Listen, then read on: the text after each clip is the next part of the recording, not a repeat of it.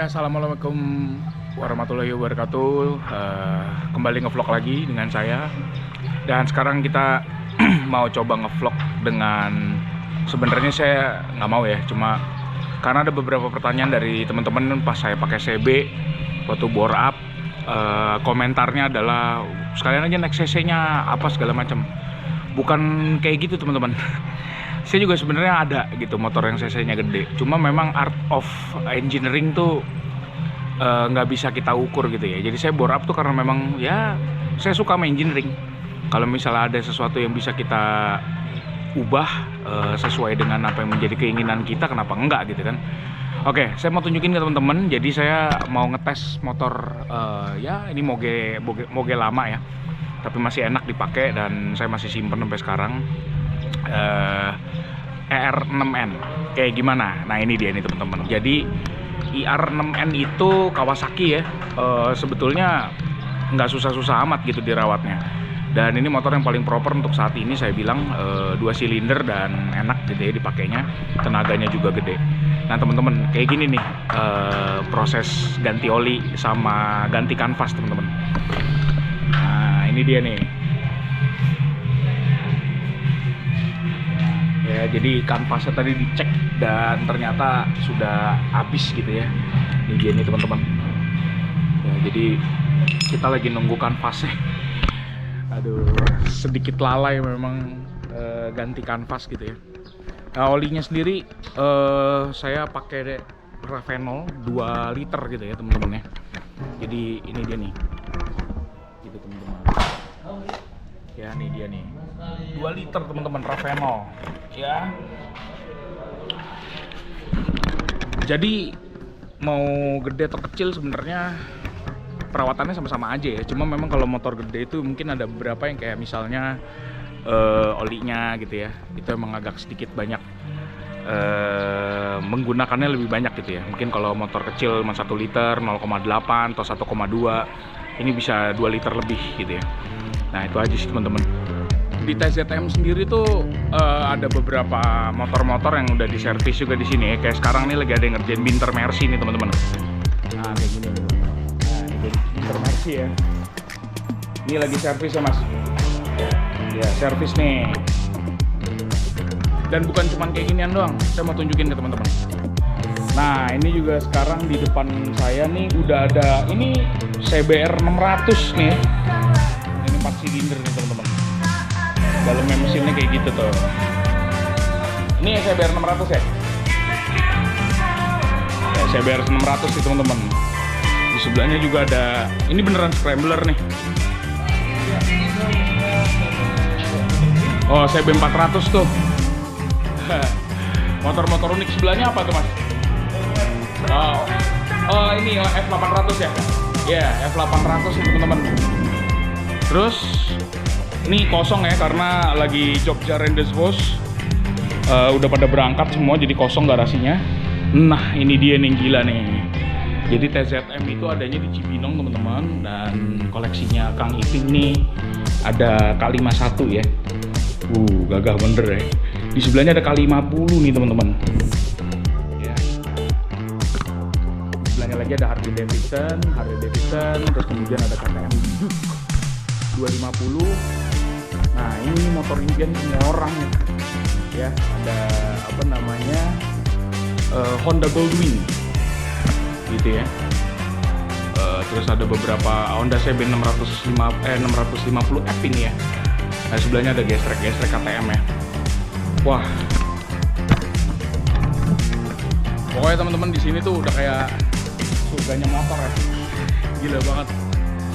Aduh ya mantep banget ya. Jadi di sini lengkap. Teman-teman yang punya moge yang di sekitaran Depok, Jakarta Selatan, saya pikir kayaknya masih bisa nih ke TZM. Lokasinya di search saja di Google, udah ada gitu teman-teman ya. Jadi ya pokoknya moge tuh nggak seserem itu kok ngurusinnya gitu ya. Jadi jangan dianggap bahwa wah bakal puluhan juta, belasan juta, enggak jauh. Nah sekarang kanvas udah datang nih, kanvas rem belakang. Ya ini harganya agak lumayan ya, tapi kan pemakaiannya bakal lama. Jadi ya ganti aja gitu ya.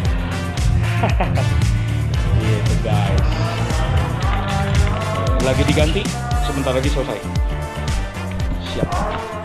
Kita bahas juga nih jadi ya, kenapa motor kecil saya bore up.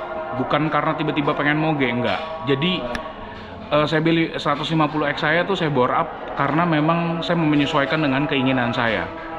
Keinginan apa? Keinginan kenceng enggak gitu ya. Jadi tenaganya saya rasa dengan bodinya itu kurang berimbang gitu ya. Saya kemarin mencoba beberapa solusi, ada salah satunya remap segala macam, tapi terasa kurang masih. Jadi karena saya ngelihat ada satu pabrikan gitu ya, bukan di bubut-bubut, di BRT, ya saya coba dan ternyata sampai ke kilometer 0 teman-teman lihat sendiri gitu, masih sangat enak gitu ya. Jadi buat teman-teman yang komentar, terima kasih sih komentarnya. Mungkin cuman komentar saya adalah atau balasan saya adalah teman-teman harus mengerti bahwa semua orang itu punya passionnya sendiri-sendiri. Ada yang fashion, ada yang gimana. Kalau saya kembali punya motor tuh saya lebih ke fungsinya. Fungsinya adventure butuh tenaga gede atau torsi gede ya, saya akan gedein gitu mesinnya. Ya saya rasa dengan yang standarnya sebetulnya ya kalau sendiri-sendiri aja sih mungkin oke ya. Tapi di pengalaman saya kemarin itu karena boncengan sama istri dan ternyata ada beberapa obstacle yang nggak bisa dilewatin dengan mesin standar, saya pikir ya saya bore up gitu. Jadi bukan karena saya nggak mau pakai motor yang cc-nya lebih gede atau pabrikan gitu ya. Ya itu kan art of engineering saya sebutnya gitulah. Itulah art of engineering. Itu seninya kita ngacak-ngacak mesin, kita coba mencari formulasi yang enak buat kita gitu teman-teman. Jadi saya rasa mungkin nggak ada yang salah dengan itu, dan kalau teman-teman ada yang mau bore up atau mau nggak bore up pun buat saya nggak ada masalah gitu. Itu kan teman-teman semua punya referensi gitu teman-teman. Itu aja.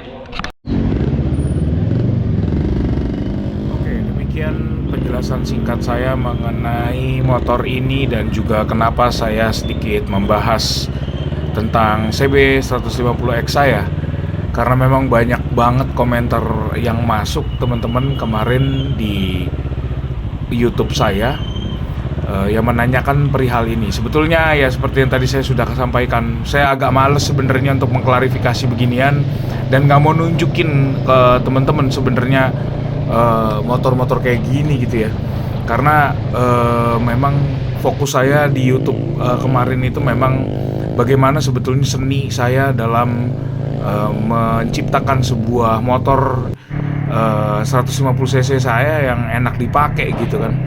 Ya cuma nggak apa-apa deh, biar sekalian aja teman-teman juga saya jelasin gitu ya.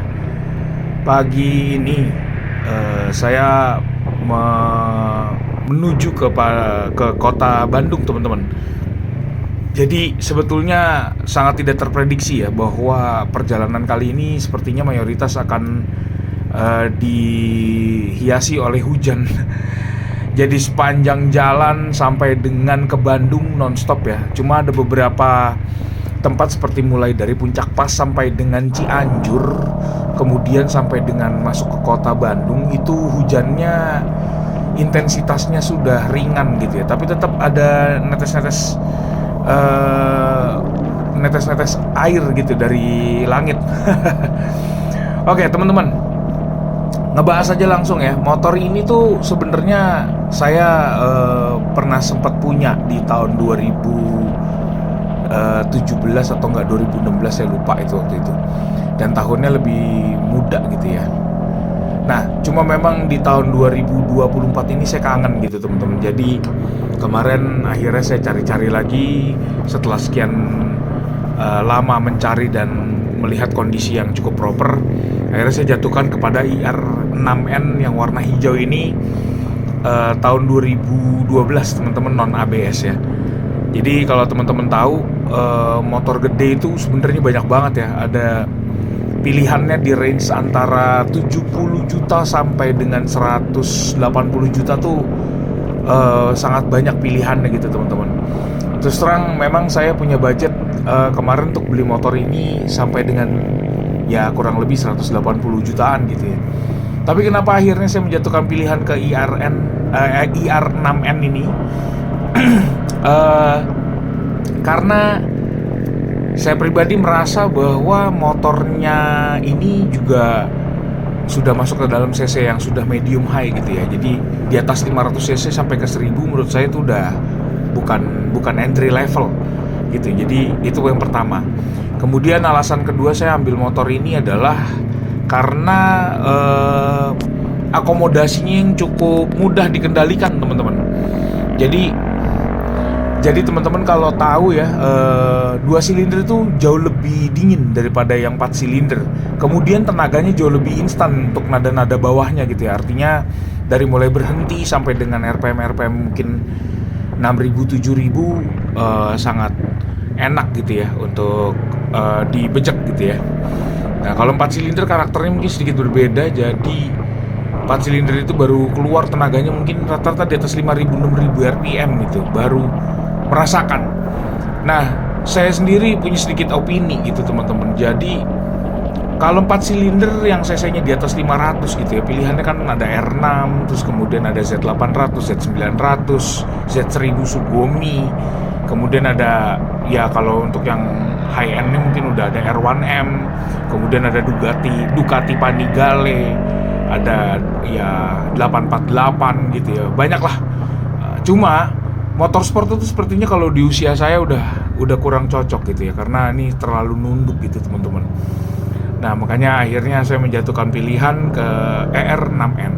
Lalu apakah masih worth it? Wah kalau saya sih bilang ini worth it banget. Tenaganya buas banget teman-teman. Kalau boleh saya bilang malah ini sebenarnya motor yang cukup berbahaya kalau kita pakainya nggak pakai understanding atau pakai skill yang cukup gitu ya teman-teman. Skillnya nggak perlu yang sampai bisa willy-willy gitu ya. Cuma maksudnya skill di sini tuh adalah bagaimana mengendalikan diri di jalan rayanya gitu. Karena kalau dibuka sedikit aja nih, waduh responsnya tuh luar biasa ya. Di atas kertas ini 72 PS teman-teman ya, atau 72 tenaga kuda. Oke, akhirnya saya mutusin ngeres dulu nih karena udah jalan jauh gitu teman-teman. Oke teman-teman, sekarang saya lagi di rumah teman saya namanya Kang Reza nih. Kita lagi mau ngetes lagi IR jalan-jalan di Bandung teman-teman. Ikutin keseruan saya di Bandung.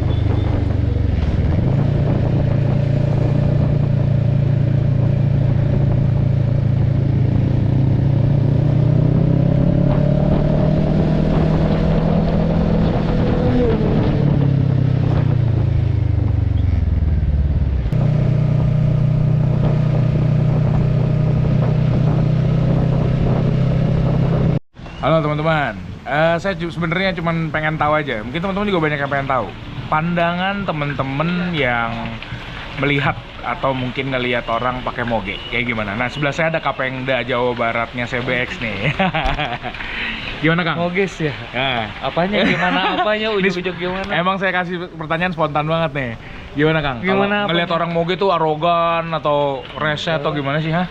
Sebagai ketua ini Pengda di Jawa Barat yang motor kita tuh kan adventure, ngeliat kalau moge-moge itu arogan nggak sih?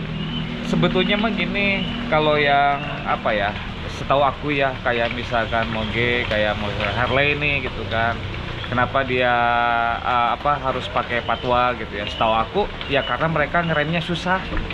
Jadi kalau sama mesinnya panas ya? Ya sama mesinnya panas, jadi mereka tuh memang nggak bisa pelan-pelan gitu ngejalaninnya gitu kan gitu.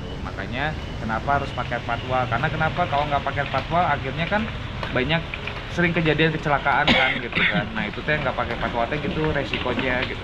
Jadi sebetulnya kalau arogan mah ya selama yang arogan tuh biasanya juga oknumnya gitu, bukan moge aja, kalaupun motor kecil atau apapun itu yang lagi touring bareng tuh kadang kan suka ada juga gitu ya, yang pakai tangan, yang pakai kaki gitu kan gitu. Justru kalau kata aku sih lebih arogannya yang kayak mungkin ya dibilang gangster lah ya gitu kan gitu, karena kan itu mah sudah benar-benar sangat arogan di jalan. Cuman kalau kata aku sih untuk pandangan aku sendiri, kalau untuk moge ya dilihat aja keperluannya seperti apa gitu. Kalau misalnya mereka memang dalam posisi di patwal atau gimana, berarti kan mereka memang lagi touring resmi lah gitu dan terkoordinir ya. Apa ya, ya kita maklumin aja gitu. Cuman kalau sampai memang main tangan, main kaki atau beberapa oknumnya kayak gitu ya, itu ya harusnya sih nggak boleh ya gitu kan gitu, karena tetap aja jalan milik bersama sih gitu.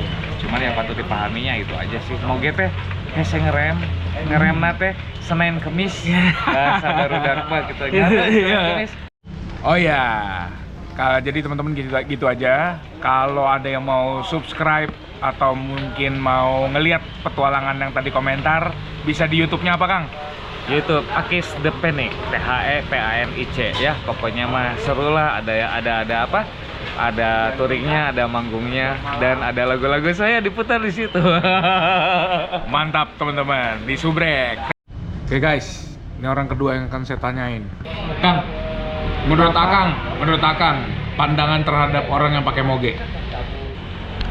Ada dua sisi ya. Ya. Boleh dua sisi kan? Boleh. Pertama ada arogansi ya, itu sisi negatif ya, saya ngomong sisi negatif. Dan sisi positifnya ada wibawa. Oke. Jadi kalau Akang mengelihat dia ada arogansinya, ada wibawa gitu ya. Gitu. Itu ketua CBX Bandung guys. Thank you jawabannya Kang. Gitu ya. Siap.